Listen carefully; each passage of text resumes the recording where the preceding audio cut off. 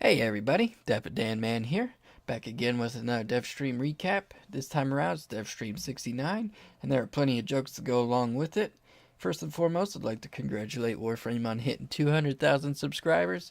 That's a big deal. They claim there's going to be an even bigger celebration at 250, so go sub if you haven't already. Also, Spira Prime came out this week with the Nakana Prime and Spira Prime. If you haven't gotten her yet, or the Nakana or Spira, you're not alone. She's tough to get. They're all tough to get, so keep grinding and hopefully you get her. More information came out about TennoCon. It's going to be in July and it's going to be in London, Ontario. So if you live outside of Canada, be sure to get your passport ready to go if you're planning on attending, and they will be releasing more information when it comes closer to the event. Have you ever been playing with Oberon and been like, wow, geez, I wish I could look like a monarch butterfly? Well, now you can, because the deluxe skin that no one knew they were working on for Oberon actually makes him look like a monarch butterfly. So, if you like Oberon and you want to look like a butterfly, get pumped because it's about to happen. No release date on this yet. Obviously, it's going to come after Banshee, but it is on the way. Next up, we were all pretty much wondering when they were going to actually expand on the moon tile set because there's not really much to do. There's a crossfire and a survival as of right now that I know of. And I'm going to be honest, I really haven't played them much because I got bored with them rather quickly once I got the drift set. But now they're going to be adding in a spy type mission where it's going to have pre and post void collapse tile sets. So basically what's going to happen is some areas are going to be pristine and pretty and look undamaged and all that stuff. And then you're going to activate something which is then going to shift time or something. I don't know. They weren't very descriptive about it, but basically you're going to transform the environment and it's going to be very heavily puzzle and parkour based. So get pumped for that in the future. But let's take a second and talk about Spira Prime, shall we? This thing is nothing but a goddamn disappointment wrapped in gold. So let's look at the stats here between the non-prime version of the Spira and the Spira. As you can see there, the non-prime version of the Spira does 55 physical damage right off the bat, whereas the Spira Prime does 47. Okay? Now that comes mainly from the slash being taken down from 16.5 on the non-prime to a 4.7 slash damage on the prime version. And it makes no sense because there's nothing really upped on this. The crit chance is lowered. There's no real reason for them to lower the physical damage. I'm not really sure what's going on with that. Did they get confused? Who knows? But they said they're going to be buffing this in the future. How they're going to be going about doing that, I don't know. But if you're farming Spira Prime, don't expect them to be useful because the regular Spiras are still better. Now here's a bit of a preview for the lighting rework they've been doing with the PBR and everything like that. As you can see, the Void is a bit shinier, weapons are a bit shinier, and the Licit looks a little bit better.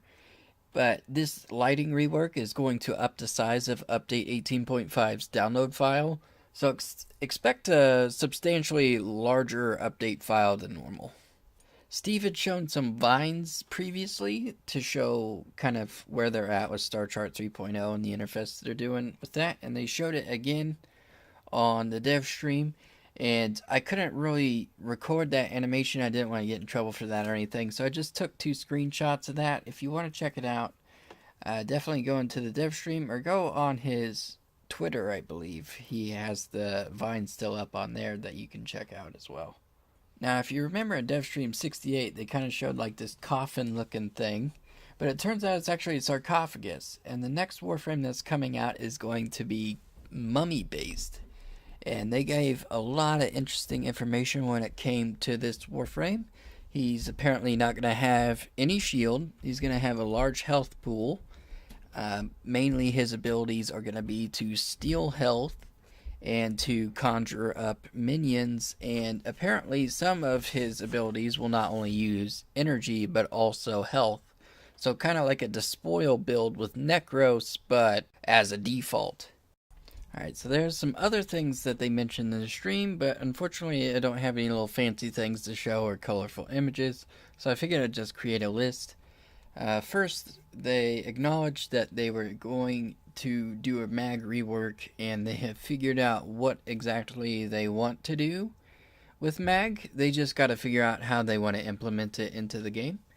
And then second of all, they showed cavat animations. Now, I couldn't figure out a way to record these animations or bring those animations into this recap video without breaking any rules or anything like that. So I'm going to look farther into that and maybe have stuff like that here in the future. Third of all, they're going to be adding the sheave back into the game as a sortie reward. And then they're also going to be looking into bringing back dark sectors. They kind of have an idea of what they want, but they're not sure how they're going to do it yet. They kind of want to bring clans together and have like a mutual goal. I don't know. It was kind of weird what they were saying. But then they hinted at the Grenier Queens at making an appearance in a future quest, which will be cool. They aim to have cinematic trailers for all Prime frames in the future, like what Saren Prime did with her thing. They will be adding a new chat system in with update 18.5, so be ready. I believe they're going to be adding in emotes and things like that. So whether you've been looking for a new chat system, they claim that's going to be coming out with 18.5. No real news other than that. And last but not least, consoles with their update. They don't really know what they're going to do with that build yet. They don't know if they're going to wait for 18.5. Obviously, they want to bring out Shadow Debt pretty quickly, they claim. But they don't know if they want to kind of compile it with 18.5 because they want to bring out as much at one time as possible. So, they are still yet to determine what they're going to do with that, but they're going to give us more information when that comes out. But last but not least, Tennogen Round 2 has been finished. Everyone's entries have been judged, and they have figured out what they want to bring into the game. And I'm going to leave you with a slideshow of all of the items that will be coming out with Tennogen Round 2. So I appreciate you watching this, guys. I hope you enjoyed it. I hope it was informative. I hope it wasn't too long.